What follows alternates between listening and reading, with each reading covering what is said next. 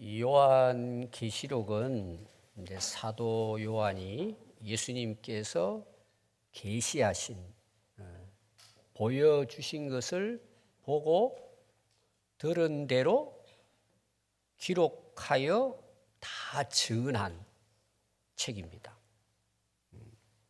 그리고 그 내용의 중심, 그 주인공은 예수 그리스도이십니다. 그래서 예수님께서 성천하시기 전 이 땅에서 사역했던 그 모든 사역에 대한 결과물이 앞으로 이루어질 하나님 나라입니다. 그 나라를 이 사도 요한은 본 것입니다. 그걸 기록한 책이 요한계시록입니다. 계시는 예수님이 하셨지만 요한이 기록을 했기 때문에 요한계시록이라고 이름을 지은 거죠. 요한의 계시는 아닙니다. 요한이 받은 계시를 그 보고 들은 대로 기록해서 그 당시 소아시아 지역의 7 교회에 편지를 써서 보내서 성도들이 그걸 듣고 배우게 된 것입니다. 그럼 그 당시 그 초대교회 모습은 어땠을까요? 핍박이 너무 심했습니다. 로마의 황제가 아예 기독교인들을 씨를 말리려고 했습니다. 자기 입으로 내가 예수님 믿습니다. 오늘로 말하면 나의 인생의 주인은 예수님이시고 우리를 구원하신 분이시고 우리의 왕이십니다. 예수님에 대해서 말을 하면 잡혀가는 겁니다. 감옥 가는 겁니다. 그럼 감옥 가서 뭘 할까? 고문을 합니다. 로마 황제가 왕이냐? 예수 그리스도가 왕이냐? 이야기하라는 것입니다. 로마의 황제가, 그때가 도미티안 황제인데 황제가 왕이라고 고백을 하면 살려주겠다는 거예요. 여러분 같으면 어떨 것 같아요? 그럼에도 불구하고 그때 초대교회 성도들은 예수님만이 우리의 구주시고 우리의 영원한 왕이십니다. 그 말 한마디에 그들은 감옥에서 그 생명을 이루어야 했습니다. 그런 심각한 핍박 중에 이 요한 계시록이 기록이 되어져서 성도들에게 읽혀졌습니다. 그때 이 요한 계시록의 말씀을 들었던 성도들의 반응이 어땠을까요? 그게 바로 주님이 왕이십니다. 우리의 구원자이십니다. 주님 어서 오시옵소서. 마라나타. 이게 요한계시록입니다. 이 요한계시록의 내용은 복음입니다. 기쁜 소식입니다. 그들에게는 소망이 되고 힘이 되고 능력이 됐습니다. 끝까지 주님을 붙들고 믿음으로 승리할 수 있게 된 것입니다. 여러분들이 그 배경을 잘 이해하셔야 됩니다. 그럼 그때 성도들, 2000년 전의 성도들만 그랬을까요? 오늘도 마찬가지입니다. 여러분 이 땅에 소망이 있습니까? 여러분 이 땅에 희망이 있습니까? 여러분 세상은 범죄하고 난 이후 2000년 전에 예수님이 오셨을 때나 그 역사를 거슬러 오늘에 이르기까지 인간의 역사는 타락의 역사입니다. 변하지 않습니다. 어떤 면에서는 더 극악해지고 있습니다. 세상이 무질서합니다. 우리는 지금 그 속에 살고 있습니다. 그럼 오늘 우리의 신앙은 과연 예수님을 나의 그리스도로 내 인생의 왕으로 고백하고 따를 수 있냐는 것입니다. 이 요한계시록은 지금도 우리에게 소망이십니다. 우리에게 힘이 되고 위로가 되고 능력이 됩니다. 그래서 여러분들이 이 말씀을 제대로 알면 왜 우리가 예수님을 끝까지 붙들고 믿어야 할지를 깨닫게 됩니다. 믿음이 흔들리지 않습니다. 지금 우리가 살아가는 대한민국의 환경은 신앙생활하기 역사상 최고로 자유로운 나라에 지금 살고 있습니다. 핍박이 없습니다. 자기가 잘못해서 핍박을 받지, 고난을 받지, 예수님 때문에 핍박받는 사람은 거의 없습니다. 물론 괴롭히는 사람이 있고 반대하는 사람이 있고 기독교를 힘들게 하는 악한 무리들이 있죠. 그러나 여러분, 지금 요한계시록이 기록됐을 때의 환경과 지금은 우리는 고난이 없습니다. 고생 없습니다. 물론 먹고 사는데 힘들 수 있고 몸이 불편해서 아픈 분들이 있죠. 그러나 그때의 그 고난과 핍박하고 지금은 다릅니다, 여러분. 그럼 우리가 어떻게 여러분 신앙생활을 해야 될까요? 그런 세상에 빠져서 살아야 될까요? 그런 세상을 쫓아 살아가야 될까요? 우리가 정말 예수님을 그리스도로 우리의 왕으로 다시 오실 주님으로 우리가 믿는다면, 그걸 진짜 내가 믿는다면 어떻게 살아야 옳습니까, 여러분? 그것을 오늘 우리에게 말씀하고 있는 것이 여전히 요한계시록의 주제입니다. 그래서 우리가 요한계시록의 1장과 22장의 말씀을 여러분들이 제대로 깨닫게 되면 이 세상에 소망이 있습니다. 살아야 할 이유와 목적이 분명해집니다. 인생의 방향이 확실하게 세워집니다. 흔들리지 않습니다, 여러분. 그 세상에 그 일락 한때에 빠져가지고 내 인생의 젊음을 낭비하지 않습니다, 여러분. 그게 억울한 거죠. 헛된 인생을 결코 살 수가 없습니다. 그래서 이 요한계시록은 지금 우리에게도 주는 복음의 기쁜 소식입니다. 그리고 이 말씀을 깨닫게 되면요, 앞으로 내가 살아가야 할 길이 보입니다. 거기에 대한 해답을 줍니다. 뭐 인생이 뭐냐 모르겠다. 인생은 답이 없다. 그건 자기 생각입니다. 대한민국은, 조선은 헬조선이다. 지옥 같다는 거죠. 여러분, 왜 그럴까요? 예수님이 없기 때문입니다.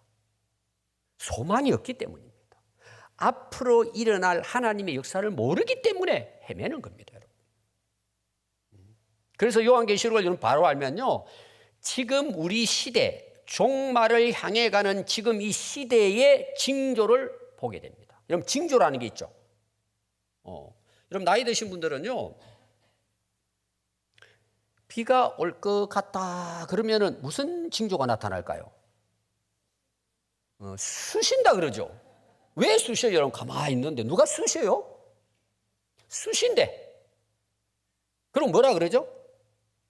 흐리겠구나. 그 징조예요, 징조. 징조는 많습니다.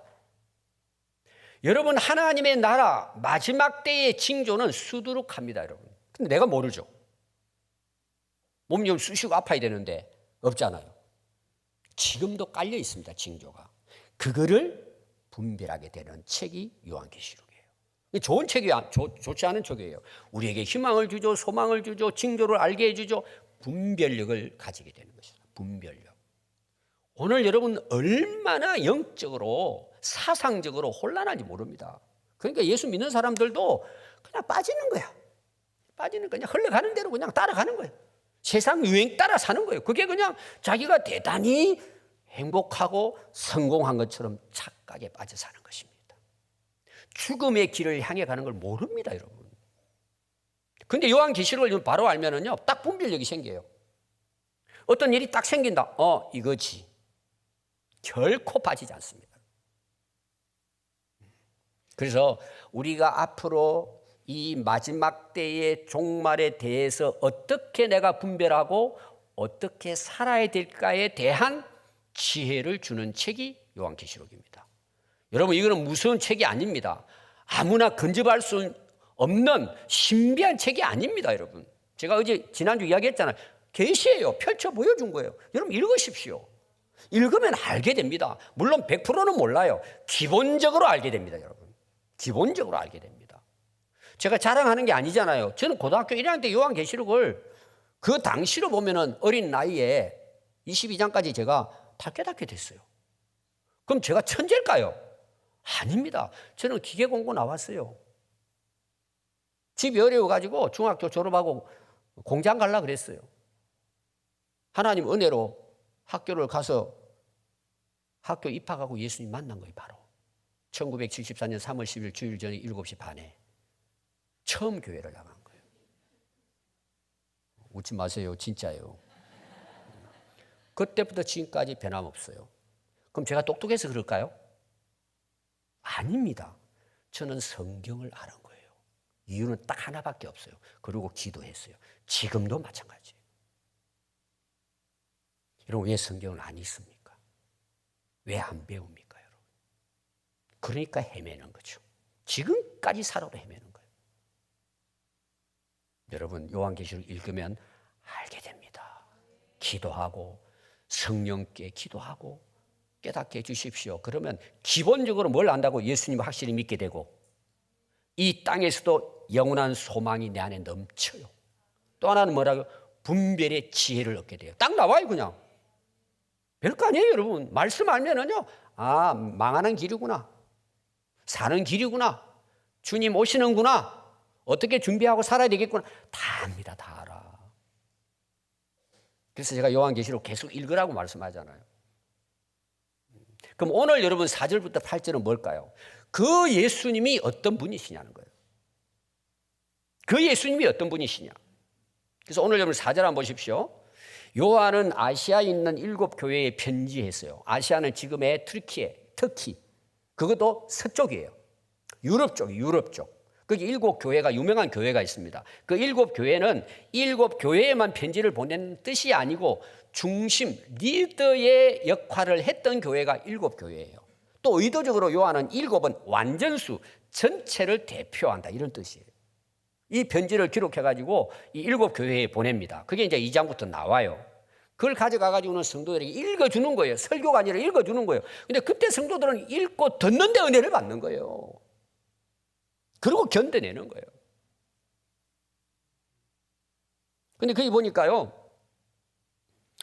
예수님이 어떤 분이냐, 첫 번째로 거기서 이야기하고 있습니다. 이제도 계시고 전에도 계시고 장차 오실 분이다 그랬어요. 영원한 분이시라는 거죠. 여러분, 사도 요한이 기록한 성경이 요한계시록과 또 어디 나올까요? 요한 사도가 기록한 책. 예? 크게 하십시오. 예, 요한복음에 나오죠. 그 다음에 또 어디 나올까요? 요한 1, 2, 3, 4. 5권을 썼단 말이에요. 근데 요한복음 1장을 보면 여러분들이 이제 복음서가 4복음서가 있습니다. 마태, 마가, 누가, 요한 4복음서가 있어요. 근데 마태, 마가, 누가는 공관복음이라 그래요. 이 말은 뭐냐? 거의 같은 뜻을 가지고 기록했다, 묶어놨다 이 말이에요. 그런데 요한복음은 거기 들어가지 않아요. 사복음서에 들어가요. 이유가 뭐냐? 요한복음을 여러분 1장 1절을 딱 읽어보면 어떻게 나오느냐? 태초에 말씀이 계셨다. 그 말씀은 하나님이시라고 나와요. 그러니까 요한은 다른 복음서와 달리 시작을 예수님이 하나님이시다라고 하는 거예요. 태초에 계셨고 말씀하셨고 세상을 하나님과 함께 창조하신 창조자라는 거예요. 이게 요한이 예수님을 알게 된 거예요. 또 요한은 12 제자 중에 제일 오래 산 분이에요. 80 넘게 살았어요. 왜? 너무 주님을 사랑했기 때문에. 또 주님도 요한을 너무 사랑했어요. 그래서 여러분들이 만찬, 주의 만찬,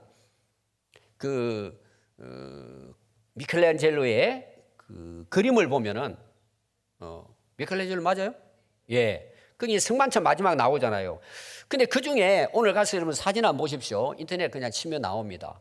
예수님 어깨에다 머리를 탁 받친 놈이 하나 있어요. 그 놈이 누굴까요? 요한이에요. 요한복음 여러분 21장 보십시오. 마지막 나오는 장면이 나와요. 예수님 부활하시고 난 다음에 이제 그들은 예수님 떠났으니까 베드로가 친구들 데리고 7명이 갈릴리 바다 가서 야 우리 고기 잡자, 또 다시 먹고 살기 힘들다 돌아가거든요. 예수님 찾아오시잖아요. 한 마리도 못 잡았을 때 예수님이 아침밥을 딱 준비해 놓고는 먹으라 그러니까 그들이 눈물에 빵을 먹은 거예요. 자기는 예수님을 떠나서 고기 잡으러 왔는데 예수님이 찾아온 거예요. 그때 예수님 질문이 뭘까요? 베드로를 향해 그럽니다. 제자들 물론 다 듣지만 너 나 사랑하느냐 물어보죠. 예, 주님이 아십니다. 3번을 물어봐요. 사랑하느냐.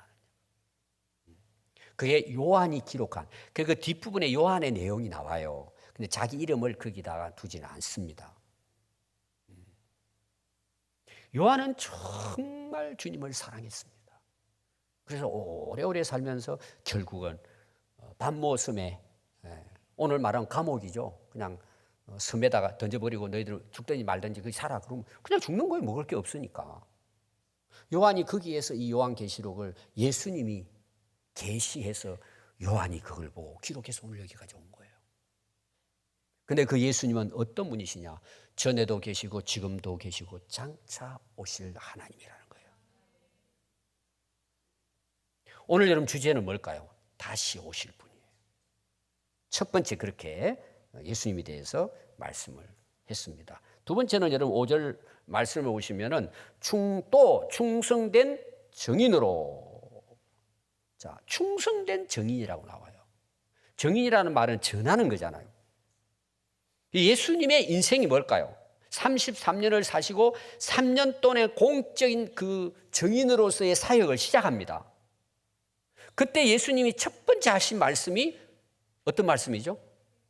회개하라, 천국이 가까웠느니라. 그러면 그 말씀의 주제는 뭘까요? 천국이에요. 예수님은 처음부터 요한계시록까지 우리에게 증언하는, 증인으로서 전하는 말씀은 천국이 있다는 거예요. 그럼 천국이 있다는 것만 전하기 위해 오셨을까요? 우리를 그 천국으로 인도하기 위해서 너희들 회개하고 너희 죄를 회개하고 나 믿어. 그럼 너희들 영원한 천국을 선물로 받는 거야. 천국 가는 거야. 이게 예수님의 요한계시록까지 증거하는 예수님의 증인의 말씀이에요. 그럼 왜 거기다 충성된 증인이라고 했을까요? 예수님이 이 땅에 오신 목적이 뭘까요? 하나님이 왜 보내셨을까요? 하나님이 세상을 이처럼 사랑하사 독생자를 주셨으니 이는 저를 믿는 자마다 멸망치 않고 영생을 얻도록 하기 위해서 예수님이 보냈단 말이에요. 그럼 예수님이 오셔서 전한 말씀은 그분이 보내신 뜻을 이루는 거잖아요. 그럼 하나님의 뜻이 뭘까요? 예수님을 통해서 우리를 구원하시고 영원한 천국에 들어올 수 있도록 예수님이 보내신 거죠. 그럼 예수님 목적이 뭐예요? 천국 복음을 전하는 거예요. 여러분 복음서를 보세요. 전부 다 예수님 말씀은 천국 복음이에요. 한마디로 말하면 여러분 죽으면 어떻게 될까요? 천국과 지옥입니다. 두 곳밖에 없습니다, 여러분. 근데 오늘 여러분 그렇게 세계적으로 뛰어난 석학들이 신학을 공부하고 사상을 공부하고 철학을 공부하는데 그들의 입에서 그들의 책에서 나오는 글이 뭐냐? 천국은 실제하지 않는다. 이 땅이 천국이다. 지옥은 실제하는 게 아니다. 이 땅에서 힘들고 괴롭게 어렵게 살아가는 그게 지옥이다. 헬조선이다. 지옥은 장소가 아니다. 이따위 소리 하고 있어요. 근데 사람들이 젊은이들이요 그게 옳게 보여요. 왜? 그들의 주장이 이겁니다. 근거가 왜 없다고 하는 거냐? 하나님은 우리를 사랑하시기 때문에 그래요. 근데 사람들이 성경을 모르니까 그렇지 하나님 사랑하니까 아니 사랑하는 하나님이 왜 지옥을 만들어요? 우리를 지옥불에 집어넣어요? 이렇게 해석을 하니까 성경을 모르는 사람이 그렇지 하나님은 그런 아주 사랑의 하나님이야. 그리고 성도들 중에도 그런 말 해요. 하나님은 사랑하시니까 내가 아무거나 살아도 다 이해하시고 용서하셔. 하나님 그러신 분이야. 말은 그럴싸하죠. 과연 하나님의 말씀은 그럴까요? 그래서 아까 제가 요한계시록 이야기했죠. 읽어보세요. 심판이 있을까 없을까요? 여러분 하나님의 심판은요 공의로운 심판입니다. 그냥 사랑하니까 덮어주는 사랑이 아닙니다, 여러분. 예수님이 말씀하신 거예요, 여러분. 회개해라. 너희들 죄를 회개하고 예수 믿으면 영생을 얻고 천국을 너희들 선물로 들어간다는 거예요. 이게 천국 복음이에요. 그 천국 복음의 결과를 보여준 정말 천국의 현실 모습을 보여준 것이 요한계시록이에요, 여러분. 읽어보세요, 여러분들이. 그러면 예수님께서 왜 충성된 증인이라고 했을까요? 그 사명을 위해서 자기 목숨을 바쳤단 말이에요. 죽도록 충성했단 말이에요. 그 복음을 위해서. 그래서 빌립보서 2장 8절에 보면 사람의 모양으로 나타나사 자기를 낮추시고 죽기까지 복종하셨죠. 누구에게 복종하셨죠? 하나님께서 보내신 그 명령, 사명에 복종하신 거예요. 그 충성이, 복종이 충성이에요. 여러분 군인들이 인사할 때 뭐라고 하는지 아세요? 육군들은 충성이고 해군들은 필승이에요. 해병대는. 그 충성에 내 못 바치겠다. 어떻게? 이길 때까지. 충성 필승이에요. 제가 이제 군대 생활할 때에 후반기 교육을 3개월 받았는데 거기 이제 해병대도 들어가고 해군들도 받고 육군, 우리 전 육군인데 들었는데 육군들을 만나면 충성하는데요. 이 해병대 해군들은요, 또 이 머리 쓴 것도 모자도 이쁩니다. 거기는 여기 넥타이 같은 거 딱 차고 멋있어요. 육군은 좀 훌기해요. 옷 입은 것도 그렇고. 이들이요, 저 100m 거리에서 선배가 오잖아요. 그럼 그 자리 다 씁니다.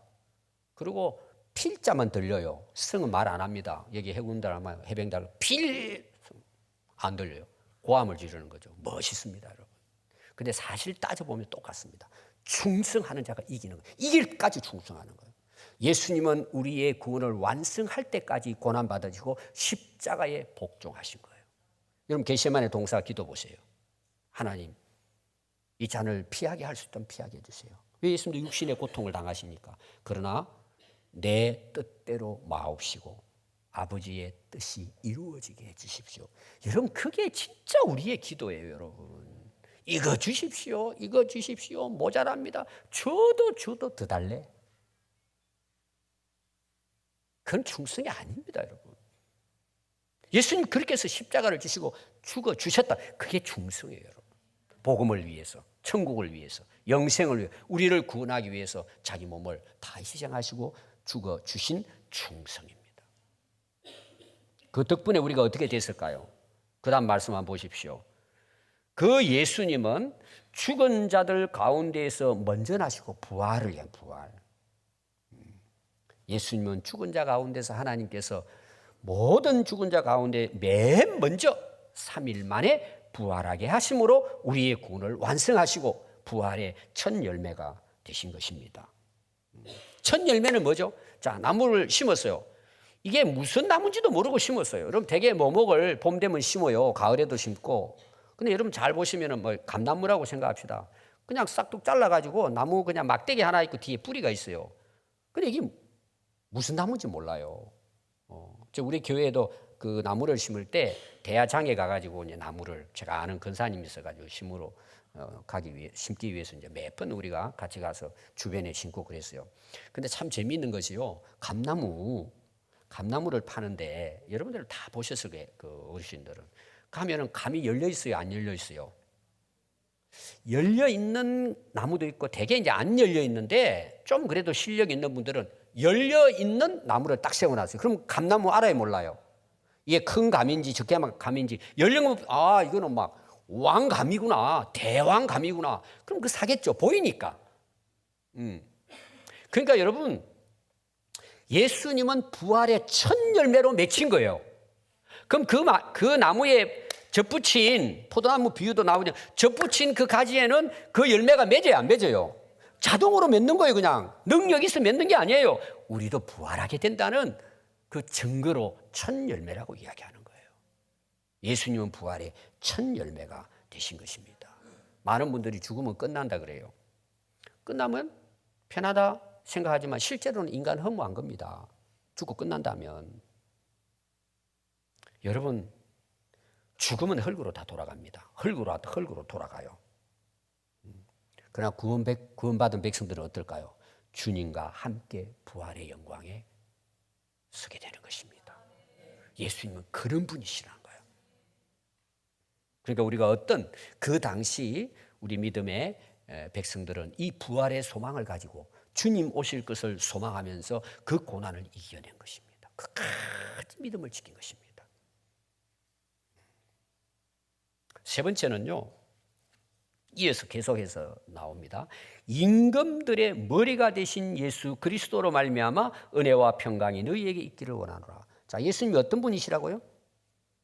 임금들의 머리라는 말이에요. 머리는 통치자, 왕을 이야기합니다. 주인을 이야기합니다. 그럼 그 당시 이 말을 왜 했을까요? 그때 당시의 왕은 로마의 황제를 가리킵니다. 아까도 제가 이야기했죠. 황제가 왕이에요. 자기 외에는 아무도 없어요. 근데 예수님을 왕이라고 고백하면 고난받는 거예요. 근데 예수님이 어떤 분이냐? 오늘 거기 보니까 땅의 임금들 머리 위에 있는 분이라. 그들을 통치하시는. 이런 바벨론의 역사에, 다니엘 역사에 보면은 느부갓네살 왕이 많은 왕들이 나와요. 그 왕들을 누가 다스리고 있었죠? 하나님 다스리시잖아요. 그렇게 해서 결국 뭐 이스라엘 백성들이 돌아오게 하잖아요. 그들에게 하나님께서 살아계심을 다니엘을 통해 가지고 왕이 하나님을 찬양하게 하고 하는 그런 역사가 나오잖아요. 온 우주의 왕이 예수님이시라는 거예요. 예수님이 다스리신단 말이에요. 예수님은 우리나라의 머리도 되시고 인류의 머리도 되시고 우리 교회의 머리도 되시고 여러분의 가정과 여러분 자신의 머리도 예수님이에요. 주인이시란 말이에요. 그래서 골로새서 1장 16절 18절 보면 만물이 그에게 창조되되 하늘과 땅에서 보이는 것들과 보이지 않는 것들과 혹은 왕권들이나 주권자들이나 통치자들이나 권세들이나 만물이 다 그로 말미암고 그를 위하여 창조되었고 또한 만물보다 먼저 계시고 만물이 그 안에 함께 섰느니라. 그는 몸인 교회의 머리라. 그가 근본이요 죽은 자들 가운데 먼저 나신 자이니 이는 천하 만물의 어뜸이 되려 하시며. 제가 골로새서 새벽에 강의할 때 예수님이 왕이고 머리라는 제가 여러분 강조를 했잖아요. 예수님 그런 분이라는 거예요. 그냥 몇 사람 가운데 유명한 사람 하나 뽑아가지고 구원자로 하나님 세운 그런 엉터리 같은 신학이 아니란 말이에요. 그래서 한참 지금 유행되고 있는 신학의 주제가 뭐냐? 역사적 예수에 대한 연구를 하고 있어요. 여러분 거기는 답이 없어요. 더 쉽게 말하면 인간이었다는 거죠. 그게 진짜 예수라는 거죠. 여러분 그런 거 쏘면 안 됩니다. 5번째입니다. 예수님이 어떤 분이시냐? 이어서 계속 나와요. 우리를 사랑하사 그의 피로 우리 죄에서 우리를 해방하신 분이에요. 예수님이 우리를 사랑하셔서 우리를 대신해서 십자가에 못 박혀 돌아가심으로 피를 흘려 주셨단 말이에요. 왜 그렇게 하셨다고 말씀하고 있죠? 우리를 죄에서 우리를 해방시켰다. 그럼 여러분 죄인 그대로 있으면 어떻게 돼요? 죽죠. 사망하죠. 영원히. 죽으면 끝납니까? 하나님 심판을 받겠죠. 십자가의 피로 말미암아 우리를 어떻게 했다는 거예요? 거기에서 해방, 자유케 하셨다는 거예요. 여러분 세상이 말하는 자유를 달라 그런 자유가 아닙니다. 물론 우리나라도 일본에 식민지하에서 얼마나 많은 고통을 당했습니까? 그래서 우리 성도들이 저 일본 놈들 벗어나게 해주시고 해방시켜 주십시오. 하나님께 해방을 우리에게 약속하시고 그 해방을 우리가 누리고 지금까지 편안하게 살잖아요. 물론 그것도 하나의 해방일 수 있어요. 그러나 성경이 말하는 해방은 그 정도가 아닙니다, 여러분. 죄와 사망에서 영원한 죽음에서 우리를 자유케 하신 것이 예수님이 십자가에 흘리신 피란 말이에요. 영원한 자유를 우리에게 주셨단 말입니다. 오늘날 여러분 교회 다니면서도 이 자유를 누리지 못한 사람 너무 많아요. 그러니까 세상에 매여 있는 거야. 끌려다니는 거야. 세상이 끌려다니는 거야. 마귀의 종으로 끌려다니는 거예요. 그런데 모르는 거예요. 예수님의 십자가는 우리를 우리의 죄와 사망에서 해방시켜 주신 분이십니다. 예수님밖에 없습니다, 여러분.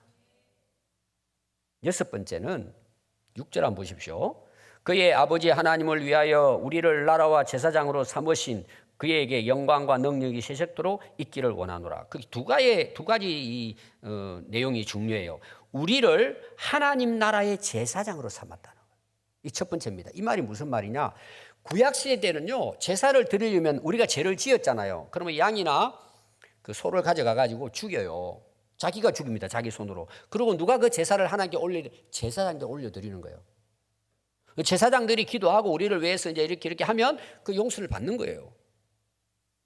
그런데 예수님이 오셔서 하신 일이 뭐냐 하면은 십자가에 피 흘려 돌아가시고 숨을 거두시자 성전의 위의 휘장이 위로부터 둘로 딱 나누어집니다. 갈라집니다. 들어가서 제사 드리는 곳은 성소예요. 제사장들이. 그리고 지성소는 아무도 못 들어가요. 대제사장이 1년에 한 번 들어가요. 근데 거기는 하나님의 존전이에요. 하나님이 계신다는 거예요. 임재하는 곳이에요. 거기는 아무나 못 들어가요. 그러니까 보통 사람들은 뜰에 있고 제사에 참여는 하지만 실제 그것을 집행하는 것은 제사장들이 하는 거예요. 중간에서. 근데 여러분 히브리서 보면은 이 제사장의 역할을 예수님이 대제사장으로 우리 모든 죄를 대신해서 하나님께 가서 그 모든 것들 해결해 주셨잖아요. 해방시켜 주셨잖아요. 그럼 그 해방시켜 주셨을 때 어떤 일이 일어날까요? 성소와 지성소를 가로막고 있는 커튼 위로 착 잘려져 나간 거예요. 그러니까 문이 확 열린 거죠. 이 말이 무슨 말이에요? 제사장도 대제사장도 필요 없는 거예요. 우리가 직접 하나님께 나갈 수 있는 거예요. 왜? 하나님의 거룩한 백성으로, 하나님의 자녀로, 하나님 앞에 의로운 자로 예수님의 십자가의 피로 우리가 어렵게 되었으니 우리는 직접 하나님께 나가는 거예요. 그 오늘 여러분들이 예배드리러 이 자리에 온 거예요. 십자가를 통해서. 그러면 예배만 그럴까요? 하늘나라도 아무런 제재 없이, 어떤 조건 없이, 공로 없이 우리는 하나님께로 나가는 거예요. 왜? 하나님의 자녀이니까. 그게 요한계시록 기록 다 되어 있습니다. 그런데 계속해서 여러분 그게 나오는 예수님의 이름을 어떻게 기록하고 있느냐? 어린 양, 어린 양, 어린 양 계속 나와요. 이미 그분께서 십자가에서 우리 죄를 다 해결해 주심으로 우리는 우리가 자신이 제사장이 된 거예요. 하나님께 바로 나가는 대제사장이 된 거예요. 길을 열어놓으신 거예요. 이게 복음이에요, 여러분. 예수님이 그 일을 해 주셨단 말이에요. 여러분 교회 오실 때 여러분 자신이 이 은혜 가운데 여러분들이 나아가는 거예요. 그래서 하나님을 만나는 거예요, 여러분들이. 중간에 누가 해주니까. 그래서 캐톨릭은 그게 거짓된 거예요. 제가 이제 지난주에 우리 여기 농구대에 아이들을 둘이 와가지고 운동을 하는데 물어봤더니 성당 다닌다 그래가지고 제가 복음을 전한 거 이야기했잖아요. 여러분 그런 믿음 가지면은 절대 구원 못 받습니다. 그래서 그럼 너 잘못하고 죄 지으면 너 어떻게 될 건데 가서 이제 고해성사 한다 그래. 애기들이 누구한테 그랬더니 그 사제 그 신부한테 아니 그럼 예수님이 하는 건 너 몰라? 잘 모른대. 너 엄마한테 물어봐 가서 집안이 다 캐톨릭 집안이라 그러더라고. 너 예수님을 믿으면 왜 우리가 제사 안 받고 하늘나라 가는 줄 알아? 또 그 천국도 못 간다 그래. 자기는 죄가 있어가지고. 그 애만 그러겠습니까? 부모들도 되게 그러겠죠. 연옥 가가지고 거기서 또 얻어 터지고 거기서 정신 차리면 또 올라가고 이런 게 그게 캐톨릭이란 말이에요. 거기도 예수님은 전하지만은 이게 복음이 아니란 말이에요. 예수님이 우리를 해방시켰습니다. 마지막 7번째 여러분. 7절 한번 보십시오. 중요한 내용이에요. 볼지어다 그가 구름을 타고 오시리라. 각 사람의 눈이 그를 보겠고 그를 찌른 자들도 볼 것이요 땅에 있는 모든 족속이 그로 말미암아 애곡하르니 그러하리라. 아멘. 자, 7번째입니다. 7절 7절에 나옵니다. 예수님이 어떤 분이실까요? 답을 보고도 말을 못하십니까? 다시 오실 분입니다. 재림하실 분입니다. 여러분 우리의 소망이 어디 있을까요? 여러분 그 당시 성도들을 지금 이해해야 됩니다. 2000년 전이에요. 아멘이잖아요. 이게 마지막 절 보죠. 주 예수여 어서 오시옵소서. 마라나타예요. 그래서 마라나타가 나오는 거예요. 그들은 이 땅에 소망이 없었어요. 그러나 이 계시의 말씀을 그들이 듣고는 담대해진 거죠. 두려워하지 않았어요. 주님을 나의 주님으로 모시고 소망을 가지고 이겨내고 승리한 거예요. 그들의 소망은 오직 땅의 것이 아니에요. 왜? 아니까. 문제는 지금 뭔 줄 아세요? 살기가 너무 좋아요. 그러니까 땅에다 소망을 두는 거죠. 살아보십시오, 여러분. 다 헛된 겁니다, 여러분. 영원한 소망은 마라나타 주님 오시는 겁니다. 주님을 맞이하는 것입니다, 여러분. 그래서 아까 제가 이야기했죠. 인생의 목적과 가치와 분별과 지혜를 얻는다 그러죠. 여러분 계시록 읽어보세요. 진짜 여러분들이 그런 것을 깨닫게 돼요. 이미 예수님이 주신 말씀이잖아요. 그래서 다니엘서 7장 13, 14절에 보면 내가 또 한상 중에 보니 인자 같은 이가 하늘 구름을 타고 와서 옛적부터 항상 계신 이에게 나아가 그 앞으로 인도됨에 그에게 권세와 영광과 나라를 주고 모든 백성과 나라들과 다른 언어를 말하는 모든 자들이 그를 섬기게 하였으니 그의 권세가 소멸되지 아니할는 영원한 권세요 그의 나라는 멸망하지 아니할 것이다. 다니엘은 이미 본 거예요. 그래서 대개 이제 우리가 요한계시록을 공부하는 사람들은 다니엘을 공부합니다. 또 사도행전 1장 9절은 예수님이 승천하실 때 제자들이 하신 말씀이에요.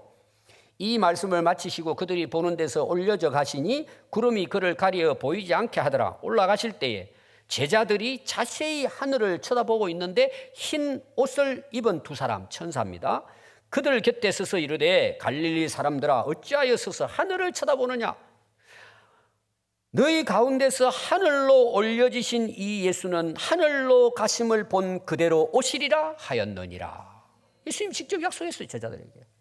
또 데살로니가전서 4장 16절 18절에 보면 주께서 호령과 천사장의 소리와 하나님의 나팔 소리로 친히 하늘로부터 강림하시리니 그리스도 안에서 죽은 자들이 먼저 일어나고 아까 한 부활입니다. 그 위에 우리 살아남은 자들도 그들과 함께 구름 속으로 끌어올려 공중에서 주를 영접하게 하시리니 그리하여 우리가 항상 주와 함께 있으리라. 그러므로 이러한 말로 서로 위로하라. 왜? 그때도 똑같은 시대에 핍박을 당했던 시대에 데살로니가 교회에 전한 말씀입니다. 그들이 낙심하고 절망하는 가운데에서도 소망을 가지고 주님 오실 것을 그들이 기다렸다는 것이죠. 자, 구름을 타고 오셨다. 많은 분들이 이제 오해하는 부분이에요. 그때는 비행기가 없으니까 구름 타고 오셨을까요? 이거는 상징적인 표현이에요. 예수님의 위엄을 가리켜요. 위엄.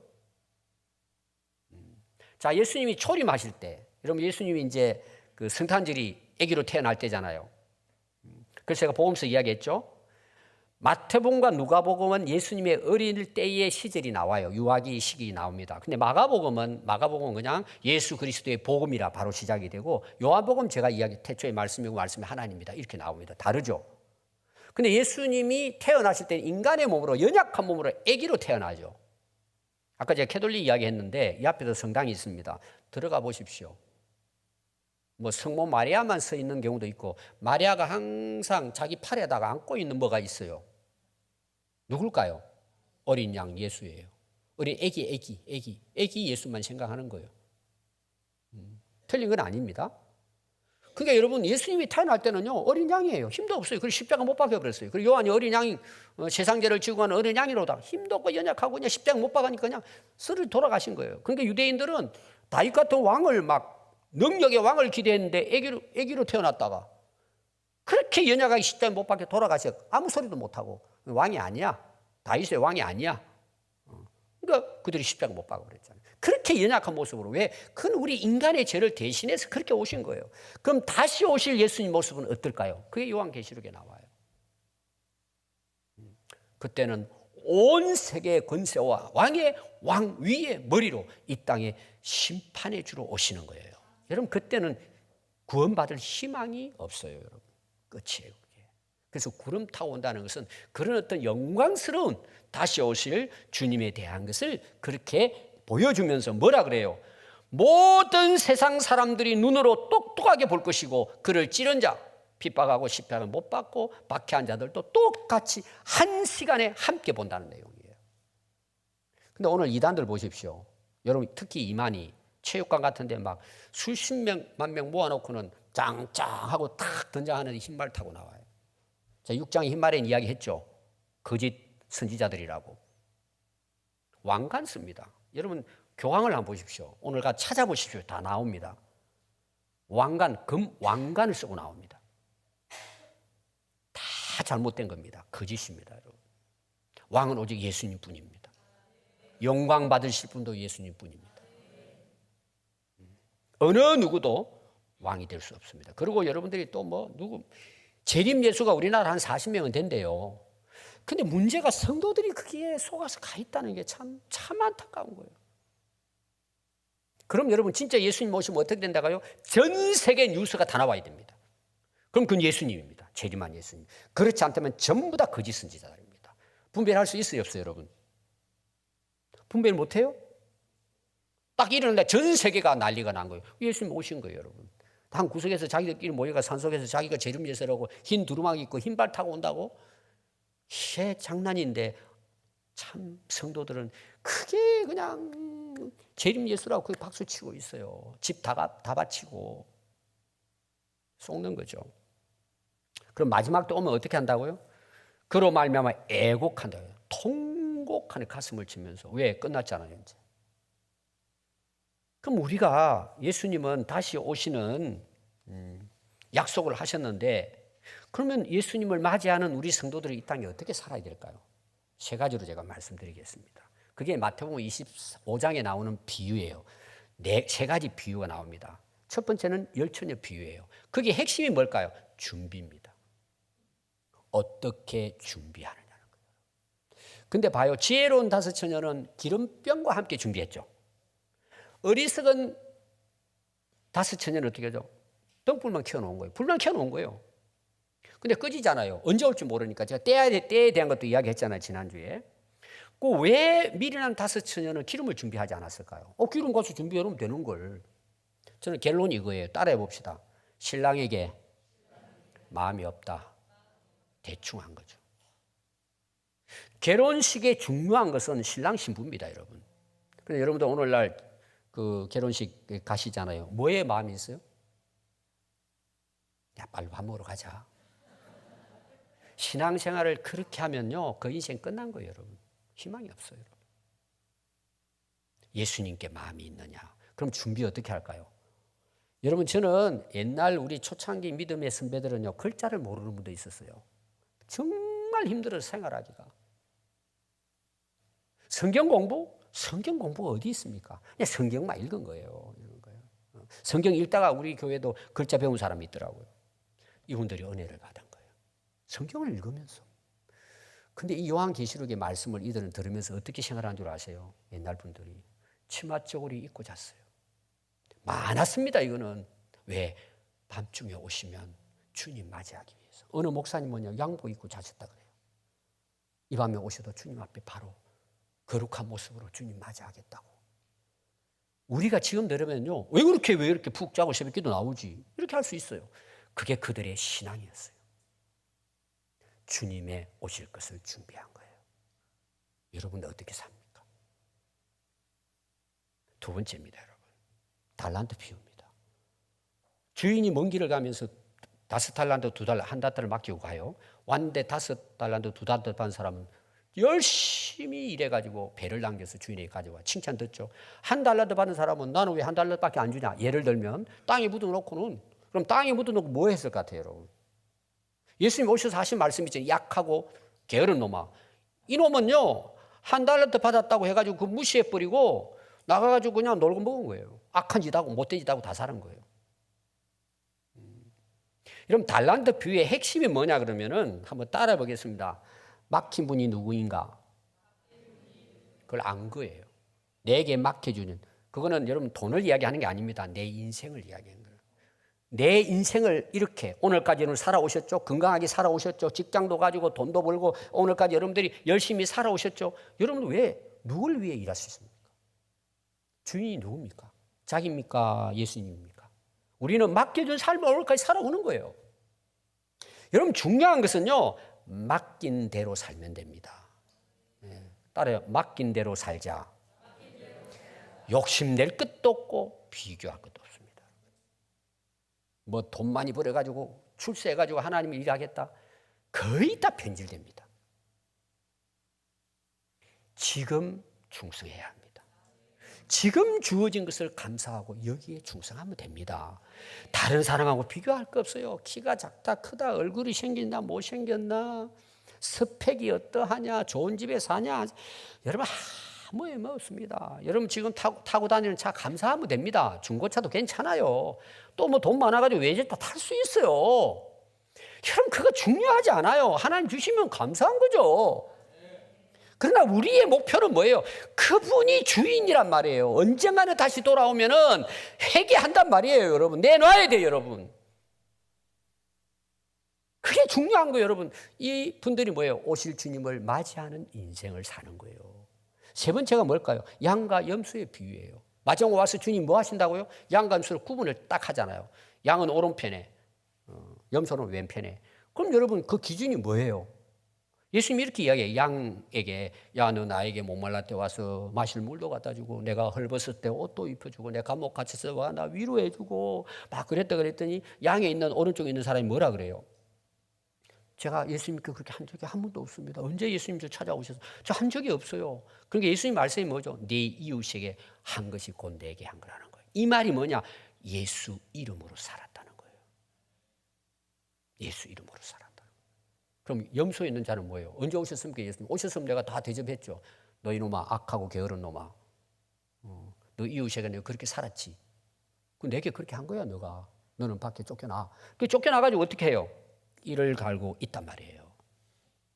제가 한 20년을 우리 고아원 애들을 가르쳤습니다. 예배를 인도하고 설교하고.